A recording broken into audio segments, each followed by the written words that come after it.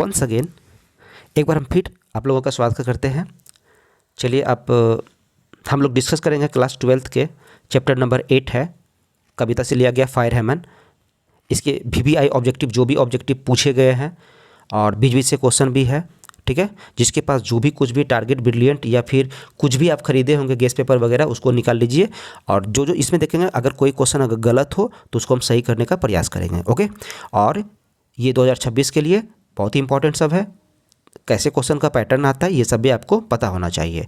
तो चलिए पढ़ते हैं। पहला नंबर में क्या कहता है, पहले इसको जान लीजिए। फायर हेमन लिखा किसने है, तो के दारूवाला। एक वीडियो हम बनाएंगे जिसमें कि सारे पोइट जितने भी पोइट्स हैं ना सबके बारे में जिक्र करेंगे, उसके जीवनी के बारे में जिक्र करेंगे और जो जो वो वर्क्स दिए हैं वो सब बारे में जिक्र करेंगे हम। यहाँ पे केवल हम देख लेते हैं ऑब्जेक्टिव VBI ऑब्जेक्टिव जो कि आपको टेक्स्ट एग्जाम और फिर फाइनल एग्जाम में पूछा जाता है। कैसे the redness of the fire appears, कहता है क्या कि इस कविता में जो कहा गया है the redness of the fire, आग की जो वो रेडनेस होती है वो अपीयर्स करती है, यानी कि अपीयर्स का मतलब क्या होता है, प्रकट करती है टू द पोएट, कवि के लिए। क्या, तो कवि के लिए काफ़ी क्रूवेल का मतलब क्या होता है, क्रूप ये क्या होता है, जैसे कि ब्यूटीफुल का उल्टा अगली होता है ना, क्रूप इंसान जिसको हम कह सकते हैं। तो ये पोएट के लिए जो है ना रेडनेस ऑफ फायर क्रूवेल प्रकट करते हैं। Dash swears to save fire from the scene of forgiving, कौन शपथ लेता है, कौन कसम खाता है कि मैं अग्नि को बचाऊंगा, किससे वह, सीन ऑफ फॉरगिविंग, यानी कि सीन का मतलब क्या होता है, पाप, फॉरगिविंग का मतलब क्या होता है, क्षमा करने की पाप से मैं उसको बचाऊंगा। तो ये केकेएन दारू का कहना है, केकेएन दारूवाला का कहना है, ओके। इन फायर हेमन Daruwalla talks about a dash. अब इन फायर हेमन में दारूवाला, केकेएन दारूवाला किसके बारे में जिक्र करता है, तो आप बर्निंग हाउस नहीं होगा, बर्निंग घाट हो जाएगा। यानी कि बर्निंग घाट का मतलब क्या होगा, शमशान घाट के बारे में ये जिक्र किए हैं, ठीक है। The poet talks about dash in fire hymn, और किसके बारे में जिक्र किए हैं, और आपका टावर ऑफ साइलेंस हो जाएगा। याद रखिएगा टावर ऑफ साइलेंस ये उसका क्रिमिनेशन प्लेस होता है जहाँ पे कि वो क्या करते हैं, अपने डेड बॉडीज़ को खुले स्थानों में छोड़ देते हैं। Dash we saw embers losing their cruel redness is from, अब कहता है क्या कि एम्बर्स का मतलब क्या होता है, अंग, ठीक है ना। लॉसिंग देयर क्रूएल रेडनेस, आप रेडनेस से याद रख सकते हैं, वो आग की लालिमा, उन्होंने देखा कि आधा जला हुआ अंग, ये सब जो जिक्र किया गया है वो बर्निंग घाट से है, ठीक है, यानी कि शमशान घाट से मतलब बिलोंग कर रहा है। और ये कविता जो है किसका है, फायर हेमन, और लिखा किसने है, तो लिखा है केकेएन दारूवाला ने। तो आपका आंसर क्या हो जाएगा इसमें, ऑप्शन नंबर ए हो जाएगा, फायर हेमन, ओके। नेक्स्ट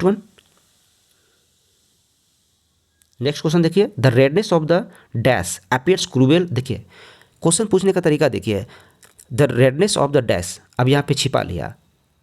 अब नेक्स्ट पिछले क्वेश्चन जो पूछा था क्रूएल वहाँ पे दिया था ऑप्शन में, अब दे दिया कि किसका लालिमा, किसके लालीपन, किसका रेडनेस, जो पोएट के लिए क्रूएल है, तो वो है आपका फायर का। The dash forgets it's dead, कौन फॉरगेट्स कर जाता है, भूल जाता है अपने कार्य को, तो इसमें फायर की बात करता है। फायर जो है ना अपने कार्य को भूल जाता है according to the poet. The term Zoroastrian in fire hymn stands for, Zoroastrian जो है ना किसके लिए है, जोरास्ट्रियन का मतलब क्या होता है, पारसी, ये पारसी धर्म से बिलोंग करते हैं। जोरास्ट्रियन को हम पारसी भी कह सकते हैं। The nearest tower of silence according to the poem के अनुसार, ये जो फायर हेमन पोएम है उसके अनुसार इस कविता में कहा गया कि नियरेस्ट टावर ऑफ साइलेंस कितनी दूरी पे थे, तो लगभग 8,000 माइल्स, ये गलत है आपका, सॉरी 8,000 माइल्स, ये आपका गलत है, 2,000 नहीं होगा, 8,000 माइल्स, यानी कि वो जो दूरी थी टावर ऑफ साइलेंस की, कितनी दूरी थी, 1,000 मील की दूरी पे थी। The speaker in the poem fire hymn swears, अब इस कविता में कहते हैं कि स्पीकर जो है, कवि जो है, कितनी बार शपथ लेता है इनको फायर को बचाने के लिए, तो ये 2 बार शपथ लेते हैं। नेक्स्ट क्वेश्चन है आपका, who was compose the poem fire hymn, तो फायर हेमन किसने लिखा है, K K N Daruwalla. K K N Daruwalla received Sahitya Akademi award, देखिए इसको साहित्य अकादमी अवार्ड मिला था कब, तो इसका आंसर हो जाएगा 1984 ईस्वी में। Daruwalla has been a well known poet as well as, तो केकेएन दारूवाला जो है ना पोएट के साथ साथ शॉर्ट स्टोरी भी लिखते थे, इसके लिए इसको शॉर्ट स्टोरी राइटर भी कहा जाता है। The theme of Daruwalla's poetry consist, K K N Daruwalla जितने भी कविताएं लिखते थे ना, तो उसका जो थीम होता था कविता का, तो वो होता था आपका लव होता था, डेथ होता था, देखिए बहुत बड़ा ऑप्शन है, love, death, domination, cynicism, plight of human society and violence. ये सारा उसका क्या होता था, थीम हुआ करता था, उसी थीम पे वो लिखा करते थे। नेक्स्ट क्वेश्चन है, K N. Daruwalla's poetry is a totally dash recording to subjective responses. Totally क्या है, इम्प्रेशनिस्टिक है, ठीक है ना, सिंबॉलिक स्टिक नहीं है, इम्प्रेशनिस्टिक है। इसके साथ ये घटना घटती है, ठीक है ना। फायर हैमन डील्स विथ डैश घाट, तो किसके, कौन से घाट की बात कर रहा है, ये बर्निंग घाट की बात कर रहा है। द टर्म डिबोचरी, डिबोचरी का अर्थ क्या होता है, डिबोचरी का अर्थ होता है यहाँ पे इमोरल बिहेवियर, अनैतिक व्यवहार। K N. Daruwalla has written the poem, कौन सा पोएम लिखा है के.एन. दारूवाला ने, तो fire हैमन।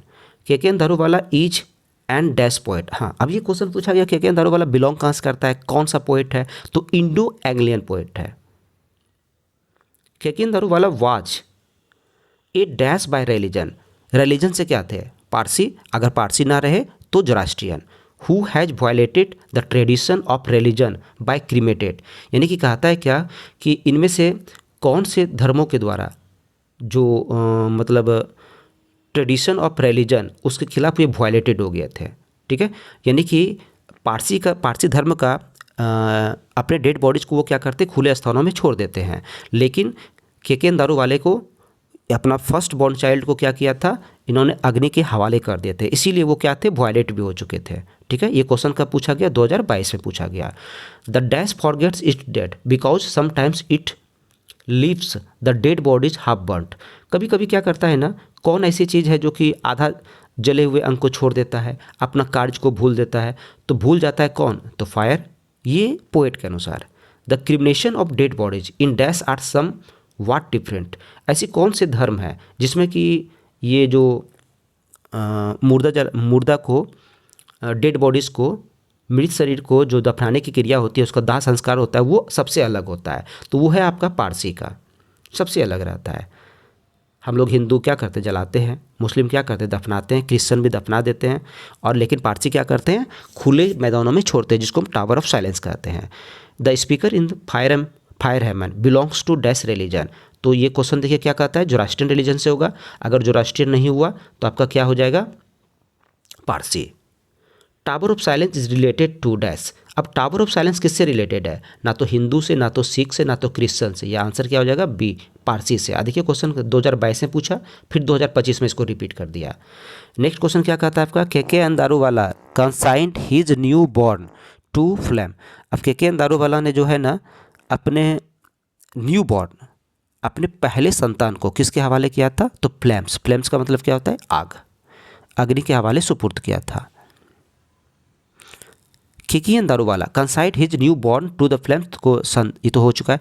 The dash child was consigned to the fire under compulsion, तो इनका पहला संतान था, जिनको जो है ना, इनको मतलब बेबस होकर के इन्होंने क्या किया, फायर को सुपुर्द किया।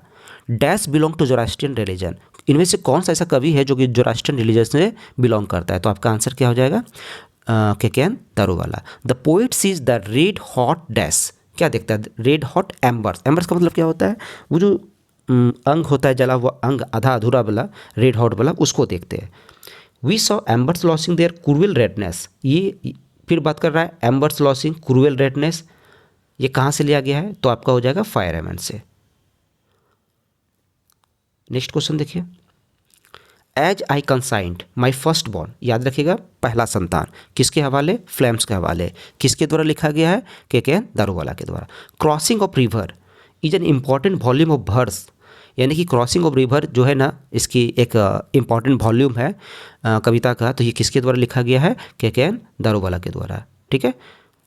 नेक्स्ट क्वेश्चन देखिए, लास्ट क्वेश्चन बचा हुआ है, क्वेश्चन नंबर 33 देखो, आई सो टू सेव फायर, जैसे फायर की बात करें, फॉरगेटफुलनेस की बात करें, तो ये लिया कहाँ से गया है, फायर हैमन से लिया गया है। क्वेश्चन देखिए 2021 में पूछा, 2022 से पूछा, आने की ज़्यादा संभावना है, ठीक है।